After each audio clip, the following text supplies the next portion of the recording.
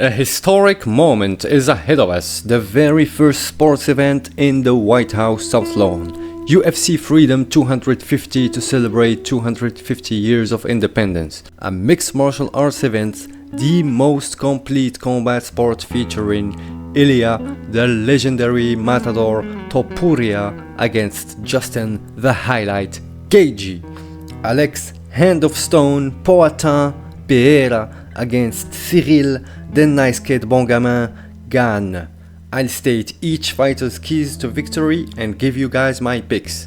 And we start the show with Diego Lopez against my homeboy Steve Garcia. Keys of victories for Diego Lopez. We're fighting an open stance here.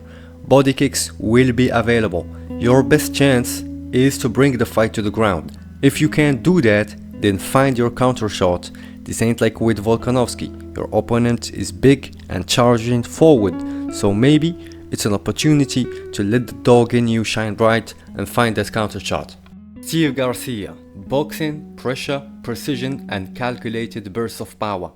If he decides to wrestle, uppercuts to land in overhooks. I am confident Steve Garcia can get the job done, KO or TKO by the second round. Kyle Daukaus won't headbutt Bo Nickal. No, seriously.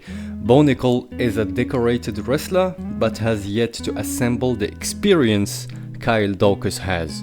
Daukaus won't find his Darce choke this easily this time, so stay at distance, and if he gets close, clinch knees to the body, try to break him like RDR did. Mauricio D. Luffy versus Michael Last Chance Chandler. We've got an exciting one on our hands, gents.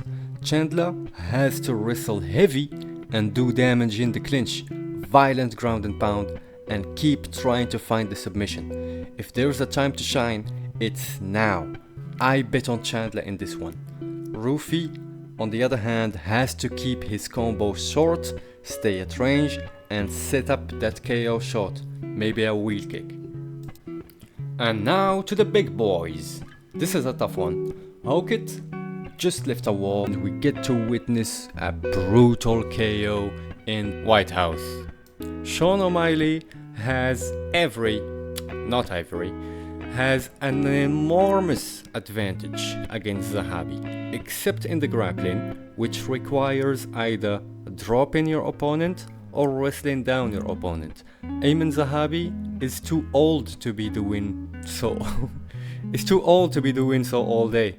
His best chance is some GSP entries way early in the fight, get the double leg while still dry before getting all sweaty and slippery and all of that stuff. Zahabi has been hurt before, so if he does here, it'll be game over.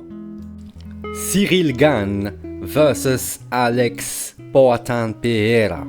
This is a tough one, and a tough one for Gane too.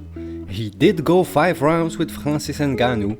Granted, Francis isn't as technical as Alex. Gane can either circle around and pepper him with jabs or grapple, which we know isn't his forte. But Pereira can nullify Cyryl's mobility with calf kicks, pressure, trapping him against the cage just with the pressure. To be transparent, I live in France. I love French people. I train MMA in a local French dojo. I know Gane winning means a lot. New members, new equipment, more sponsors, more talent. I'll definitely win if Ciryl wins. But I'm also a recovering alcoholic and a Nazi fan. So Alex inspires me a lot and he has all the tools to win. I'll bet on Alex winning, and maybe I'd like to bet on a decision. I'll explain at the end by the end. Ilia Topuria versus Justin Gaethje.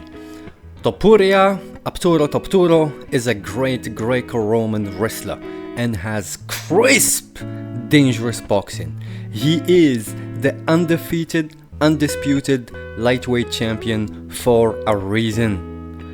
But if there's anyone whose style can be a problem to Ilia, it's Justin Gaethje. leg kicks and titanium shin. I swear to God, I think sometimes he throws those calf kicks not to hurt your calf, but just to incite you to throw some leg kicks of your own so he can check them, and he has titanium shins, so you end up with hurt bones and you might end up like Tony Ferguson throwing sand. Give me sand, give me sand. If Justin Gaethje throws the same high kick that KO'd Dustin Poirier, then he can wobble Topuria and cause an upset. Gaethje is hard to put down. If I was in Ilia's corner, I'd say take him down and submit him. But he will want to put another KO highlight on his resume. So, if you guys wanna bet, my advice is to bet in a way you'll be satisfied even if wrong. You know how some people would bet against their favorite fighter, so if they're right, they earn some money. If they're wrong, they're still happy for their fighter? Well, I'm not gonna go that far, but I'm advising you to bet on a decision. Because in a decision, when you bet on a decision, you're afraid of each shot. You might think, oh, this is the end. So you stay on the edge of your seat compared to if you bet on the first round and it doesn't go your way, and you might like lose interest in the rest of the fight. Plus, we might get a replay of Topuria versus Emmett, avoiding the heavy exchanges and win by a decision. So, let's recap. We've got Steve Garcia, Bo Nickal, Michael Chandler, Derek Lewis, Sean O'Malley, Alex Pereira, and Justin Gaethje. Although in my heart, it's Ilia Topuria. Thanks guys. Don't forget to tell me your opinions in the comments. I really wanna read those. And see you soon.